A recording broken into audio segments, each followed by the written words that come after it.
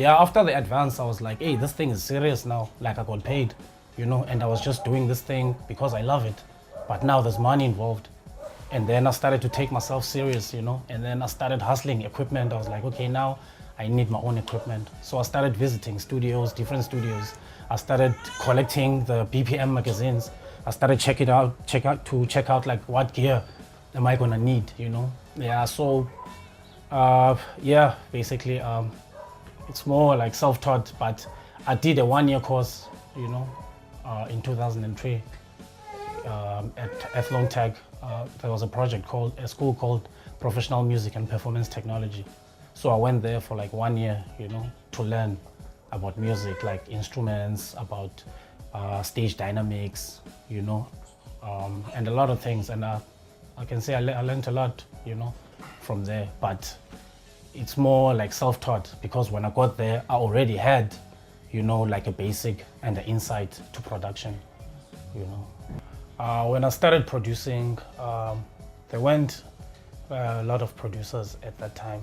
I remember I knew there was Hype, you know, because Hype is been doing it, you know, like I was following him since the 90s, you know, while I was still like trying to find my feet, you know, because I was listening a lot to Bush Radio, like he had Women's Show, you know, so he had a crew called Cell Blog, you know, and he was the MC producer at that time, and he was using a drum machine, you know. Yeah, so there were producers like Hype, there were guys like Arsenic, you know, but they were out of Gugs. They were in their respective areas, you know, but in the black townships, I was the only guy at that time that was popular and who was doing hip hop the way that it should be, you know, yeah. So I just had this traffic of people wanting beats to record, you know.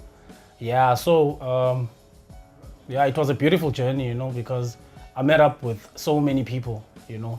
I remember meeting up with Driemanskap, you know. I remember meeting up with Uno. I remember meeting up with Matabs. I remember meeting up with the guys from Archetypes, you know.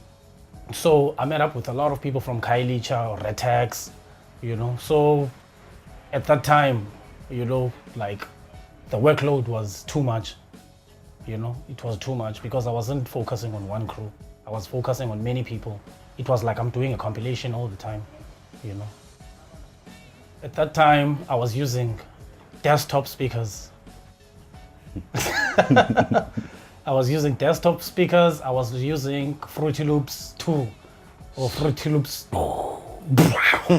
know, the one that made the terrible sound when you open it up, you know. So I was using Fruity Loops 2. I was using Acid 2.